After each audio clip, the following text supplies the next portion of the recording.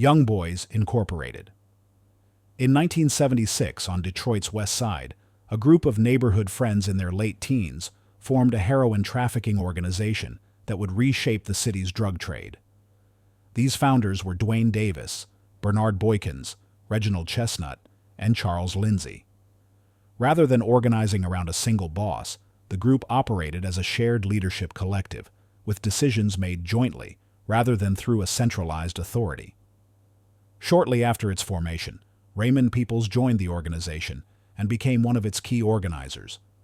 2 years later, in 1978, Milton Jones was paroled from prison and entered the group. As the organization expanded, leadership became functional rather than hierarchical. YBI divided into 3 major crews led by Davis, Peoples, and Jones. Each crew controlled its own territory and personnel, but none of them had total control over the entire organization. Together, these crews came to control a dominant share, often estimated by investigators at up to 80% of Detroit's heroin trade between the summer of 1978 and 1982. YBI operated out of the Dexter/Davison neighborhood on Detroit's northwest side, but its influence quickly expanded across the city and into other urban centers. The organization's key strategy was using teenagers to move and sell drugs because their juvenile status often exposed them to lighter penalties when they got caught. This system kept the adult organizers away from street deals and reduced their risk of being caught by police. By the late 1970s, YBI had streamlined its operation into a highly organized criminal enterprise, operating more like a network distribution system across different locations. At its peak, YBI sales in Detroit were estimated by federal investigators at about $300,000 per day.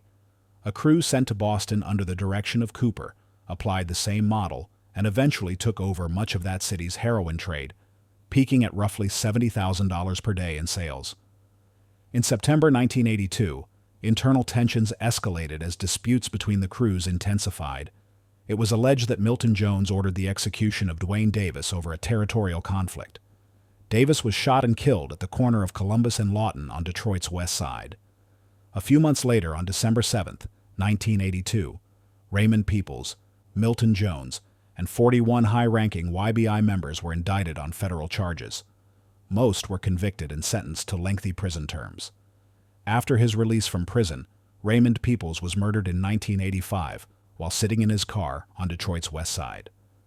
Meanwhile, YBI's Boston operation, led by James Cooper, continued operating independently using the same decentralized structure learned from the Detroit founders. YBI's influence did not disappear with its legal defeats. Its leader-resistant structure, reliance on compartmentalized crews, and use of youth distributors became a blueprint for later drug trafficking organizations. Many Detroit groups that entered the picture later on, including Best Friends, Pony Down, Black Mafia Family, and the Chambers Brothers, adopted elements of the YBI model. White Boy Rick. In the early 1980s, Detroit was becoming a major hub for cocaine distribution as heroin declined and crack cocaine entered the city. During this period, Richard Wershey Jr., later known as White Boy Rick, became one of the most unusual figures in Detroit's drug history. Wershey was born on July 18, 1969, and grew up on Detroit's East Side. His father, Richard Wershey Sr., was involved in illegal firearms sales, which brought young Rick into contact with both criminals and law enforcement at an early age.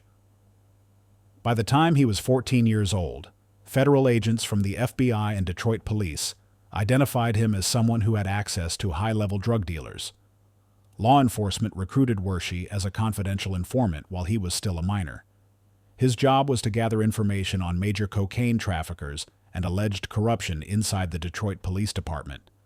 He attended meetings, listened to conversations, and reported details about drug shipments, prices, and alliances to federal agents. At the same time, Wershey began selling cocaine himself. Because he was known to be connected to law enforcement, many dealers believed he was protected. This belief reduced suspicion and allowed him to move between rival groups and gain access to suppliers. By the mid-1980s, White Boy Rick was described by prosecutors as a mid-level cocaine dealer, supplying street crews across Detroit. He focused on moving drugs quickly and quietly. His youth and his role as an informant allowed him to avoid serious police attention for several years. In 1987, that protection ended. The investigations Wershey had been helping with slowed down, and his information was no longer considered valuable. When he was arrested during a drug operation with a large amount of cocaine, law enforcement no longer had a reason to shield him. This time, prosecutors treated him as an adult, not as an informant. Wershey was charged with possession with intent to deliver cocaine and convicted. Under Michigan's drug laws at the time, specifically the state's mandatory 650 lifer statute, the judge had little discretion. He was sentenced to life in prison without the possibility of parole. After his conviction, it became public that Wershey had previously worked as a federal informant. Despite this, no leniency was granted, and no formal immunity agreement existed. His case became a national example of the contradictions of the war on drugs. In 2017, after serving nearly 30 years in prison, Wershey's sentence was reduced following changes to Michigan sentencing laws. He was released in 2020 after completing additional sentences related to other charges. Chambers Brothers. By the mid-1980s, Detroit's crack cocaine market had exploded, and one organization came to dominate that trade more than any other: the Chambers Brothers. This group of 4 siblings built one of the city's most powerful and profitable drug empires during the height of the crack epidemic. Originally from Marianna, Arkansas, the core members were Larry Chambers, Billy Joe Chambers, Willie Lee Chambers, and Otis Chambers. They migrated north to Detroit as part of a broader wave of Southern families seeking industrial work, before becoming deeply involved in the city's drug economy. At its peak, the Chambers brothers controlled more than half of the city's crack cocaine distribution, supplying roughly 700 crack houses every day and generating an estimated $3 million in daily sales. The organization was run like a strict business. Rather than relying solely on loose street crews, the brothers recruited trusted workers and paid them regular weekly wages to handle distribution. Inside crack houses controlled by the gang, investigators later found organizational charts and written lists of rules that dealers were expected to follow. According to court testimony and investigative findings, the Chambers brothers enforced their rules through violence and intimidation. People who broke the rules or hurt the business were reported to be beaten, threatened, or shot. In February 1988, a joint task force made up of the Drug Enforcement Administration and the Detroit Police Department arrested the 4 brothers after an 18-month investigation into their activities. During the raids, authorities seized more than $1 million in cash and jewelry, 68 vehicles, 250 weapons, and 6 kilograms of cocaine. In 1989, the Chambers brothers were convicted in federal court of running a major crack cocaine distribution network in Detroit between 1982 and 1988. Larry Chambers received a life prison sentence and a $250,000 fine. Billy Joe Chambers was sentenced to 45 years and a $500,000 fine. Otis Chambers received 27 years and a $350,000 fine. And Willie Chambers drew 21 years and a $350,000 fine. Their downfall marked the collapse of one of Detroit's most extensive crack empires. Best Friends Gang. By the mid-1980s, Detroit's cocaine and crack markets were booming, and a new crew emerged that combined violence, organization, and ambition in a way few others had. This group became known on Detroit's east side as Best Friends. Unlike older gangs that relied on loose networks, the Best Friends grew out of a core of brothers and close associates. The Brown brothers, Ezra Wizard, Gregory Ghost, Reginald Rock and Reg, and Terrence Boogaloo Brown, were central figures in the organization. All 4 grew up in East Detroit and were connected through family and neighborhood ties before turning to organized crime. The Browns initially became involved in contract killings and enforcement work for local drug operations. In its early phase, the Best Friends acted as muscle for established traffickers such as Richard Maserati Rick Carter and Demetrius Holloway, providing protection and enforcing territory. By 1986, the group began operating independently, taking advantage of the growing crack cocaine trade across Detroit. Membership expanded to include an estimated 25 to 50 active members, including enforcers such as Stacy Colbert, Charles Wilkes, Joe Moore, and U.S. Army veteran Nathaniel Kraft. The Best Friends became notorious for their brutal enforcement methods. Members were frequently involved in shootings, murders, and drive-bys. One of the earliest recorded acts of violence by the group occurred in December 1986, when both Ezra and Terrence Brown were victims of a drive-by shooting.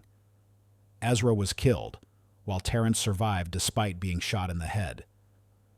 As the crew expanded its drug operations, internal rivalries and conflicts with other Detroit figures escalated.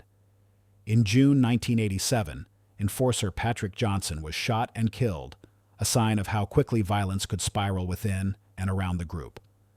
In September of that year, Best Friends member Steve Roussel, affiliated with White Boy Rick's circle, was murdered while he slept.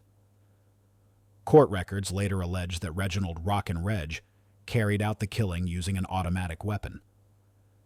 At its peak, the Best Friends were believed to be involved in cocaine trafficking, weapons offenses, and contract killings. Law enforcement estimated that the organization had committed dozens of murders in connection with drug turf disputes and internal discipline, with some reports attributing upward of 80 homicides to the gang. The downfall of the Best Friends began as federal and local investigations intensified. In June 1993, 29 members and associates were indicted on a range of charges, including conspiracy, cocaine distribution, and weapons violations.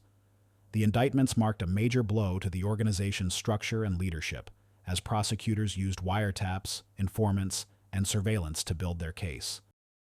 The Errol Flynns. Before Detroit's drug trade was dominated by large trafficking networks, one of the city's earliest and most infamous street gangs emerged on the Lower East Side in the 1970s. This group was called the Errol Flynns, named after the Hollywood actor Errol Flynn, because members admired the flamboyant image they associated with him. The Errol Flynns formed during a period of deep economic decline, racial tension, and urban decay, when social infrastructure was breaking down and neighborhoods were fragmented. As young people struggled for identity and opportunity, gangs seized territory and influence in the absence of stable alternatives. Unlike loosely connected street crews, the Errol Flynns developed a semi-organized structure that set them apart from other youth groups. They used distinctive nicknames and hand signs to identify members and assert territory. Their membership grew rapidly, and at their height the group is estimated to have included around 400 members. The gang's early criminal activity included extortion, robbery, and hijacking, often carried out in bold, coordinated fashion. One of their most notorious actions occurred in 1976 at Cobo Hall, where members and allied youth roamed through the crowd at a rock concert, beating and robbing concertgoers. Beyond violent thefts, the Errol Flynns also became involved in street-level heroin distribution, leveraging their size and territorial control to profit from the city's growing drug economy. The gang's style and presence attracted attention beyond the underworld. Their flamboyant dress style, hand signals, and even a gang-associated dance became elements of Detroit street culture, influencing social scenes and later gang identities. Despite their prominence, the Errol Flynns declined in the early 1980s for two main reasons. First, the rise of crack cocaine undercut the profitability of the heroin market.